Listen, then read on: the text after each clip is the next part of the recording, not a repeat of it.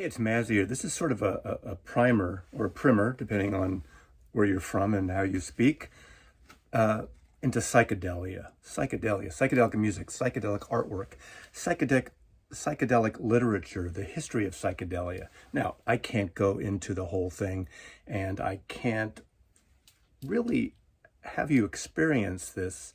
And I'm not going to say you have to take a tab of acid to experience this, because that's not what this is about. But I just thought, I love psychedelia. I love psychedelic art, I should say. In terms of personal psychedelic experiences, when I was way back a young man, I had two LSD trips in my life. They were good, in a way uneventful compared to some people, but being in San Francisco, it's what you do. And I know it wasn't peer pressure, it was experimenting. One was in Golden Gate Park. How perfect, right? In San Francisco. But I want to talk about psychedelic music. I've done several videos on psychedelic, San Francisco Psychedelic Records, LA, the British scene, the UK scene in the 60s. But I want to just show, I almost wanted to call this 25 psychedelic artistic experiences, something like that. Now, since it revolves around psychedelia and mind-altering experiences, whether internally, whether it's using external substances or it's just through the mind in a more of a Zen state. I sound so San Francisco, so California, don't I? Did those, and they were very popular. People seem to like the psychedelic experience, even if they don't partake on the drug side of it. And those were popular videos. I'll link most of them below. I think there are 2 or 3 of them, maybe more, that are kind of related. I'll link those below, so please check those out if you haven't already. But I thought I would show psychedelic artwork from my collection, things that I think are important. This isn't a top or rated video.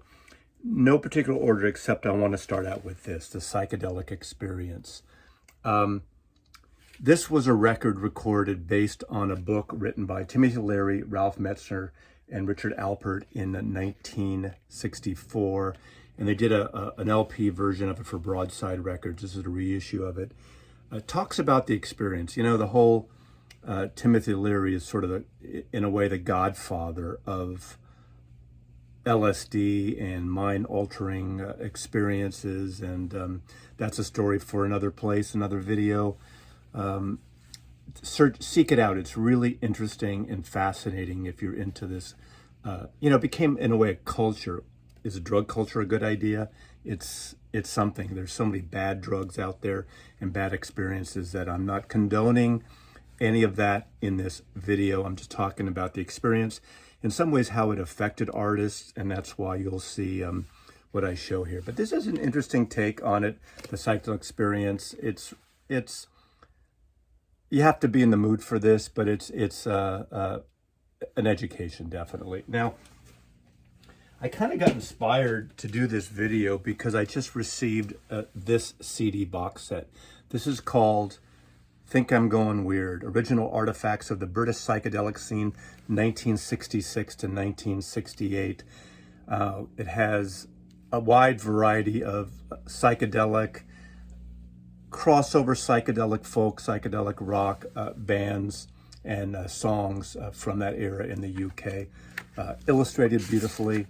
This will give you an idea of some of the artists, some of the albums that are represented here. And it's over 5 CDs, beautifully annotated here. And it's just a fun mix and a fun record. Now, this in a way started way back in 1976 in terms of these comps because of this record. Now, this is not the original cover. This is Nuggets, the original artifacts from the first psychedelic era, 1965 to 1968. In a way, this is garage rock that was going through and discovering the whole psychedelic thing that, in a way, was labeled more psychedelic starting in 66, pretty much. Compiled by Lenny Kaye, who would later be a member of the Patti Smith Group, a great rock journalist. And this is the second version, and it's been reissued back and forth with the various covers. There's a UK version, there's an LA version, and one of my favorites is this one, obviously, the San Francisco version from Mr. San Francisco himself, self-declared. Love is the song. We Sing, San Francisco Nuggets, 65 in 1970. That's based on the Chet Powers song, Dino Valenti song, Let's Get Together, Smile on Your Brother, Everybody Get Together, try to love one another right now. And of course it has the Beau Brummel's Jefferson Airplane, The Great Society, Dino Valenti, Moby Grape, Steve Miller Band, Santana, Loading Zone, anybody you would expect that they could get the rights to. And again, Joel Selvin is one of the journalists who did liner notes in this. Obviously a great sort of in a way, the graduation photo, if you will, or the team photo of in Golden Gate Park by the photographer Jim Marshall. And it says everyone from Quicksilver, The Grateful Dead, Jefferson Airplane, Charlatans, who else is here? Is Country on the Fish here? I don't see them. Janis Joplin, Big Brother. Great shot. I mean, I did a video recently, I'll link that below too, of Jim Marshall's documentary. But this goes through and it's beautifully designed. Rhino, in this period of time during the CD era, in my opinion, could do no wrong with their art packaging and their box sets. So, San Francisco. This is Psychedelic and Other Colors, written by Bob Chapman, who was a music journalist, was a member of the post-punk band Glaxo Babies. And this is an excellent scholarly overview of the psychedelic era of LSD, of drugs, how it influenced music and the San Francisco bands from the Fillmore, UK artists as well, from the UFO Club, Pink Floyd, etc. Fantastic scholarly overview of the music scene, the art scene, and the drug scene. So highly recommended. Psychedelic and Other Colors by Rob Chapman. Sgt. Pepper's Lonely Hearts Club Band from 1967. You know, some feel that Strawberry Fields, Penny Lane were the beginning, the seeds of this, which they were. Those were the first two songs recorded to what was going to be this album. Should they have been on the album? That would have been so cool, right? It would have been too long for a single record. You take something off. You know, at this point we know it. How can we not? Obviously an early record that had lyrics literally on the cover. I can't recall any other one. The great psychedelic insert of the cutouts. Just a wonderful art design. A cover photograph by Michael Cooper. Art directed by the great collage artist Peter Blake. Beautiful, beautiful record. You all know it. What can I say? And of course, just in 1967, 50 years later, came out the special 50th anniversary edition, just to give you an idea, with the lenticular cover. This is the deluxe expanded edition. Crossing over into the book form. I'm a collector of books, of Genesis publication books, limited editions books out of the United Kingdom. A lot of art, photography, all music-related books on one side of their catalog. Obviously, they started out doing I Me Mine. That's when they first got into the pop music thing with George Harrison's autobiography, and just exploded from there. And I collect pretty much all of the Beatle ones. Now, this isn't a wonderful book. Blinds and Shutters with emulates the Kodak film colors.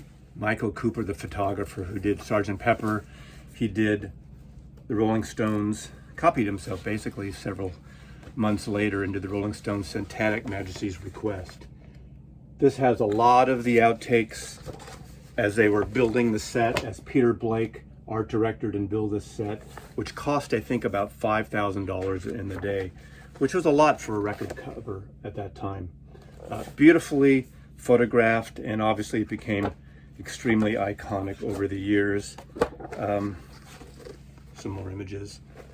One thing I do want to talk about is I considered showing Ravi Shankar records, and that's not psychedelic music, but Indian music became associated with the drug scene to the dismay of Ravi Shankar. Obviously, Norwegian Wood on Rubber Soul, George Harrison added a sitar bit, and I remember getting that record and not thinking that was a typo, thinking it was a guitar. I didn't know what a sitar was, but that sound is very unique.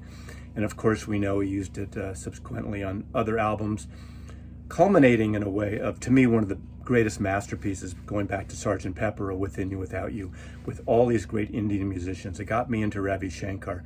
I didn't want to show Ravi Shankar records because it's really not psychedelic music.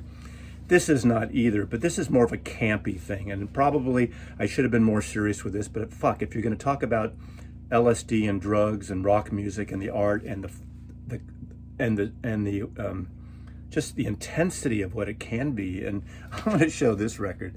This is called Lord Sitar. This is really kind of almost like these bachelor pad records of these pop hits played somewhat badly on a sitar. If I Were a Rich Man from Fiddler on the Roof, Emerald City, Tomorrow's People, Daydream Believer, The Monkey Song, I Am the Walrus, I Can See for Miles, Blue Jay Way, and Black is Black. This was produced and recorded in EMI Studio number 2, right at the scene of the crime where the Beatles recorded. And the question is, who is Lord Sitar? The introduction of the sitar into pop music by Beatle George Harrison is one of the phenomenons of our day and age. But one thing is certain, it is here to stay. And Lord Sitar is here to save the day. Lord Sitar. So 1966, before the Beatles, and even though the Beatles were doing Revolver, a lot of psychedelic stuff in that, a little crossover, obviously, Tomorrow Never Knows. This, to me, is a record that should be on any list of psychedelic music. It's psychedelic pop at its finest. Donovan did a great version of the music where he fused it with pop sensibilities and made it accessible to a lot of people. Sunset Superman was a huge hit. I bought the 45 when it came out. I would get the album about a year or two later. And he really weaves in this kind of dirgy, beautiful, sensual side of psychedelia with Season of the Witch, The Trip, and Fat Angel. Of course, Fat Angel covered by the Jefferson Airplane. Fly, Jefferson Airplane, Get You There on Time, produced by Mickey Most. Sunshine Superman, fantastic album. One of the album that should be in any psychedelic list. Again, I'm not going to show every album, and you're going to say you forgot this. This isn't a definitive thing. These are specific sort of benchmark albums that really represent the period. I am going to show some recent albums too that, you know, maybe are neo-psychedelic, nouveau psychedelic, depending what you want to call it. And as I've said in some of my videos, psychedelia is more of a concept, not necessarily loud fuzz guitar, although this has it, right? You're Gonna Miss Me, 13th Floor Elevator. This is a mono Sundays reissue from some years ago. Rocky Erickson, Texas band, fantastic debut record, important record that really kind of solidified the garage psychedelic scene. 13th Floor Elevators. I always get that plural thing wrong. There are more than one elevator. Let's switch. I'm going to talk about some books. I'm going back and forth, and you can't talk about psychedelic music, and I'll go from a book to a couple records here without talking about Pink Floyd. This is a wonderful biography of Pink Floyd that came out, I'm thinking 20 years ago, written by a friend of mine. And this is called Saucer Full of Secrets. This is by Nicholas Schaffner. Those of you of a certain age may know his name. He did a series of books on the Beatles. The one that really caught the attention, an early, like a big Beatles seller in the 70s, was Beatles Forever, really kind of autobiographical. I mean, I never really thought about it, but these videos I do where I bring in my own sensibility, my own history, my personal takes, are probably somewhat patterned after the way Nicholas Schaffner put that Beatles Forever book together. I met him after that book came out. We were friends up until he passed away a number of years ago. And he came out to visit.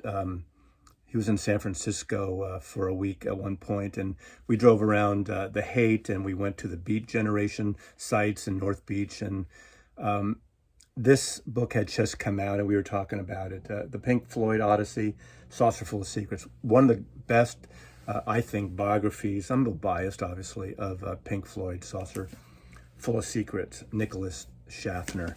And since we're obviously right on the Pink Floyd trail, I got to just include in this, I'm going to include their first two albums, the Syd Barrett albums, the debut Pink Floyd album and Saucer Full of Secrets. Two fantastic, I guess I reversed that, but fantastic records, psychedelic, poppy, dark, obviously very British, a very British take on psychedelia. And as I said, the house band at the UFO Club, Joe Boyd produced their first single, but then couldn't produce the album because he wasn't a staff producer at EMI, and went on to do all those great folk rock records, Nick Drake and Incredible String Band, and later Maria Muldaur, and that whole scene of records. But these are very important records to get into your psychedelic collection. Important to have these two. Again, as I said, this isn't a definitive thing. This is what you need, but this is highlights what I love from my, quote, psychedelic collection. Photography.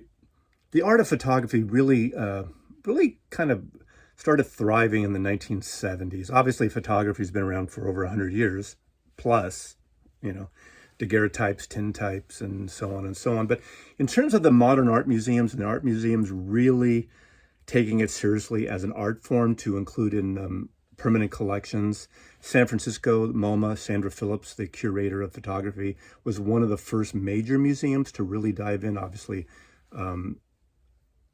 galleries, and obviously the MoMA in New York, and ICP, the International Center for Photography in New York too. But one of my all-time favorite portrait photographers, fashion photographers, was Avedon, Richard Avedon, a generation older than the Beatles. And this is what turned me on to Richard Avedon. This was the cover of Look magazine in 1967. This was the cover of the same thing on Stern magazine in Germany the same year. When these came out, when this magazine came out, this issue came out, I bought it, had a fold-out, the covers. The fold-out included all the pictures, the four Beatles, solarized. I mean, in a way, Avedon was noted for his black and white photography. We got Paul McCartney solarized. We got George Harrison solarized. And of course, we got Ringo Starr solarized. And what you could do, you could send away for these posters. I think they were something like $7.50 or $10. 4 pictures, poster size, with the black and white insert, which is in here too, that I don't have anymore, but I still have those 4 pictures that when I moved to Seattle 8 years ago, I reframed them. So 54 years, those great posters. This is a series of images that really got me into photography as a fan, a little bit of a collector. Just coincidentally, I did get into photography and take pictures, and then I fell into it way in the 80s as a photo agent accidentally. But these pictures just, to me, are so dramatic, especially the picture of John Lennon, Abby Hoffman there. And it got me into studying about photographers, and Richard Avedon, obviously, one of the most famous fashion photographers that who ever lived. Just love this stuff. The art, the psychedelia art. And the irony is Richard Avedon doesn't really have a psychedelic bone in his body, I don't think. Was, again, a primary portrait photographer and fashion photographer. And I never read, I'm really curious of who did the solarization, how this came to be. Obviously, that was the assignment for Look magazine, and knowing how these things take place when you get assigned a project. And someone as famous as the Beatles and Richard Avedon for this session, I'm really curious how it turned into this. If anyone knows, let me know. Reach out to me. Love to hear it. San Francisco, my hometown, my birthplace. Never thought I'd leave. I said that many times on my channel. It's probably driving you crazy how much I loved my San Francisco. It's not quite the same, but let's go back. 1967, 1968, 67. There's so many psychedelic bands that were happening there. San Francisco really and London were the epicenter of this sound. Now, of course, there was stuff happening in LA. It was a little slicker sound, more polished in some cases. There was all these smaller towns and places, obviously, like in Texas and in Chicago and in New York. And the Velvet Underground, I could have put in it, but that's not really a psychedelic album. It's something else completely. But I would put it, I have put it in my psychedelic lists when I showcase that music. But to me, possibly the most psychedelic of the album of San Francisco is the debut by Come to Join the Fish. East Bay Band, crossed the Golden Gate, crossed the Bay Bridge, Country on the Fish, Electric Music for the Mind and Body, Flying High, Not So Sweet Martha Lorraine, Happiness is a Porpoise Mouth, The Masked Marauder. Those songs got heavy airplay on KMPX radio in San Francisco, then KSAN. That's a whole other story in the psychedelic story from where I'm coming from, of the beginning of underground radio in San Francisco. End of 67, after they had this massive hit earlier that year with Surrealistic Pillow, Jefferson Airplane, they put this record out. I think it really perplexed a lot of people, and it's a grower. It's their most psychedelic album. It's their most out there album. There's some great, beautiful songs like Martha, which is a wonderful sort of ballad song. There's Two Heads that just driving vocals by Grace Slick. Grace Slick has, again, the way she sings, she brings in that Eastern sound, that kind of like the sitar in a vocal thing, where she does these sort of not Western melodies sometimes that just belts it out. And there was a lot of that going on in the whole psychedelic movement. Obviously, everyone played sitar. I could put East West by the Paul Butterfield Blues Band with those great solos. It's such an Eastern jam. In fact, Country on the Fish has a song called Eastern Jam on their second album, After Bathing at Baxter's, a fantastic album, a psychedelic, really fun masterpiece. You thought I would skip the Grateful Dead. Have you ever been to a Grateful Dead concert? I first saw the Dead in 1968. Wow. 68 to 73 is my sweet spot. Of course, I got into them. I kept into them into the 70s, and then only once in the late 80s. But that Pigpen era, then the Donna and Keith God Show era. But this is a Rhino record box that came out some years back that has all their first studio albums from their debut. And this is where Psychedelic is at. Now, should mention Live Dead and the Skull and Roses albums that are not in this particular collection, but I'm a big fan of their debut album, 1967, with Cream Puff War and Golden Road to Unlimited Devotion. Not pure psychedelic. It's actually more bluesy rock and roll, faster paced probably than the Dead's ever been in terms of speed. And I'm not talking, speed. I'm talking speed, fast records. Anthem of the Sun, great psychedelic cover.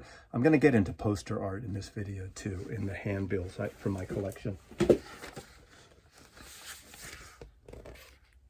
Axamoxua. It's a palindrome, okay? I always get it wrong, but another one. And of course, in 1970, two albums that are not psychedelic at all except for the DNA. And two of the greatest records the Grateful Dead ever made, studio records, are Working Man's Dead and American Beauty. This cover especially. This would have been a fantastic double album, but they're fantastic single albums.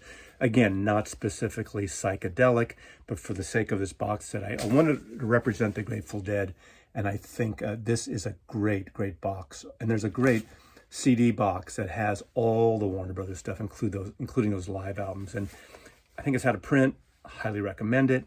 Get those records. They're really important and psychedelic. Another book overview, 1967, A Complete Rock Music History of the Summer of Love by Harvey Kubernick. A really great overview, the history of the bands, the scene, the culture, not so much drug, but the whole scene that was going on around the world, the influence of blues, and how clubs like the Avalon especially, and the Fillmore especially, I should say, would bring on these blues artists. Stuff going on at Muscle Shoals, at Stax, too. But there was that Bill Graham at the Fillmore would bring in these artists like Ray Charles and Miles Davis and Aretha Franklin and Buddy Guy and mix them with these acts. And I saw The Who perform Tommy in 1969 with the Woody Herman Big Band opening up. It was really a wild thing where the genre didn't matter. And was it the drug scene? Bill Graham was not a druggie by any stretch of the imagination, but he was open to mixing these genres. So another psychedelic overview of the scene, a recommended book. Is Axis Bold as Love Jimi Hendrix's most psychedelic record? I would argue yes. Obviously, the first one with Purple Haze, very psychedelic. But I think this it meanders a little more. There's a certain mood to it that makes it more psychedelic. It's not a contest. All the records are great. His first three records. My personal favorite, Electric Ladyland, some great psychedelic things. I think that's more bluesy and jazzy than the first two records. But I like to include this in this kind of overview of psychedelia, the primer of psychedelia from Mazzy's point of view. Just a little overview introduction. I've been talking about the Fillmore and the Avalon a lot. Obviously, for me personally, that was the epicenter because I was in San Francisco growing up.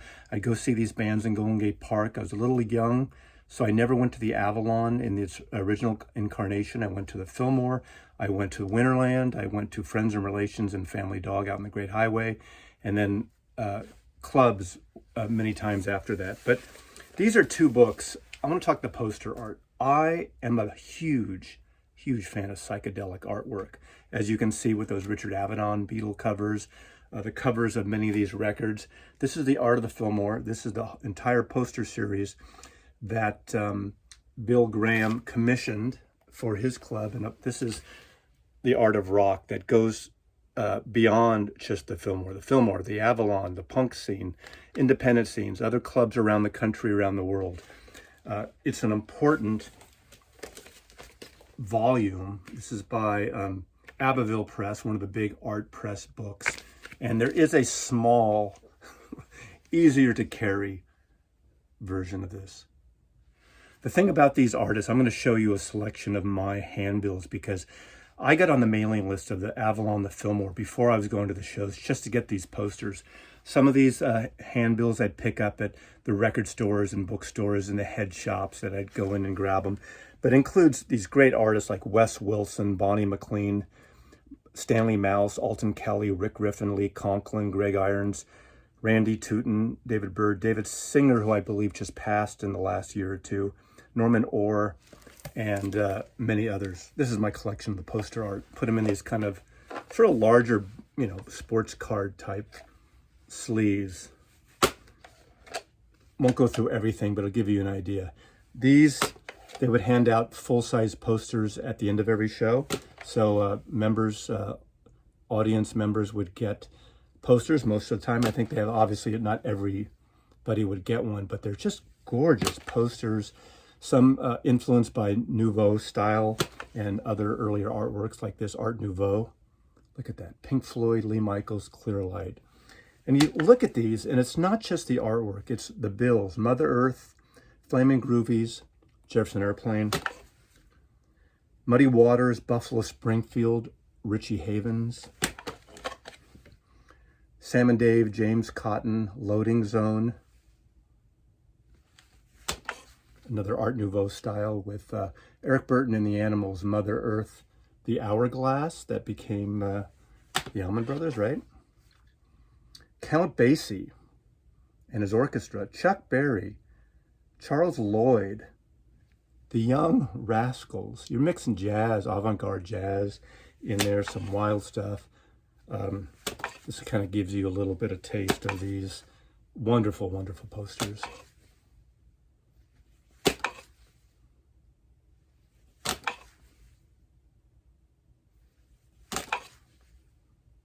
The artwork is so important to me.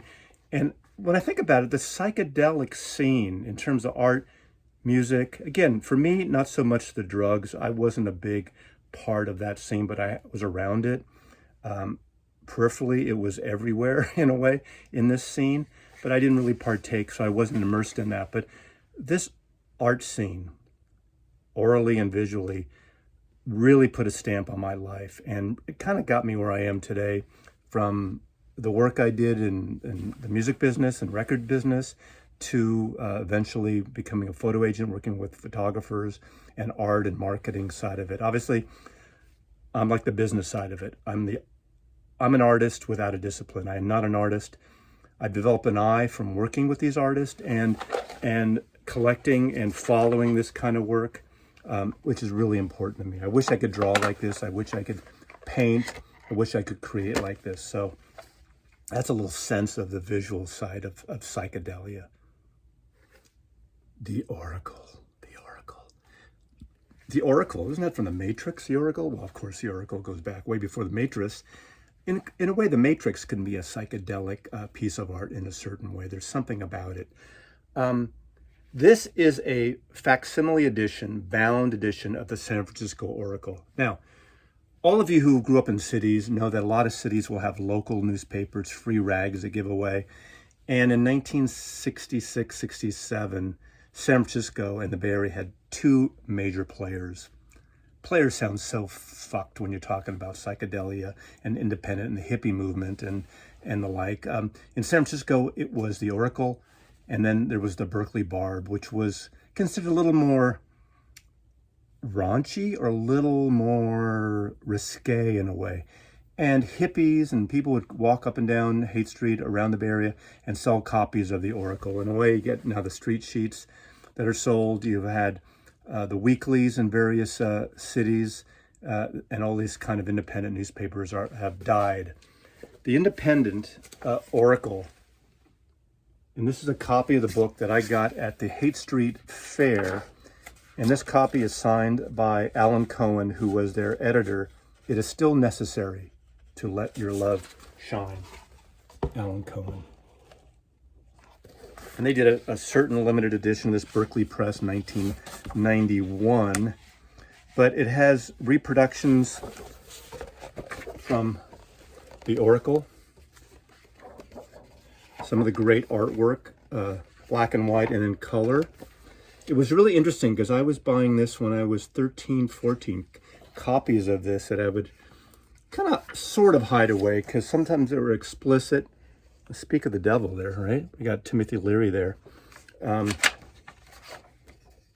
you got New Ageism as it was starting out. You got art, you got music, you got sort of local advertisements of coffee houses and events and artwork and astrology and the whole scene that was going around in the Bay Area. I'm sure other cities emulated it, but San Francisco was really an epicenter. The peace music, the peace movement, and everything else. So the Oracle and these sort of underground newspapers was a big part of psychedelia and the scene. Again, the drug culture, the music culture, a lot of posters, I said, those Avalon posters. So I just wanted to show this, the Oracle, San Francisco's premier underground newspaper for a number of years. Didn't last maybe more than 3-4 years tops. Okay, I think I'm going to end up with a series of records that are in the newer segment of psychedelia. And two of them actually go back a ways. And these are the Dukes of Stratospheres. These are the two albums put out, EP and an album by XTC under the name Dukes of Stratosphere. Great, in a way, revisionist, going back to records and how they were produced and how they sounded in the 1960s, particularly in the UK. The Dukes of Stratosphere, 25 O'Clock, and Sonic Sunspots. Fantastic records, you know.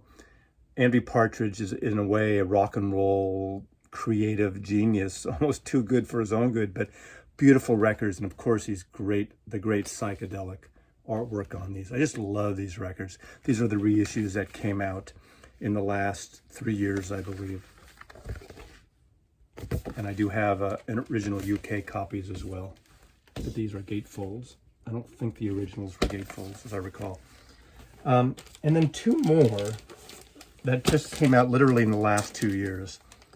This is a favorite album of mine. Dream Syndicate was sort of a post-punk, psychedelic type band of the early 80s that had a great series of 2 or 3 wonderful records. Medicine Show, and they've been putting out, I think they've had 3 new records in the last 5 years, 6 years.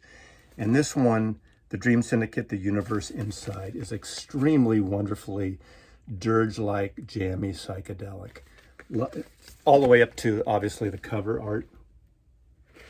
A very album that I highly recommend as well. And if you like psychedelic music, if you like something a little modern, and if you like this kind of artwork. Steve Wynn is sort of the leader of this band.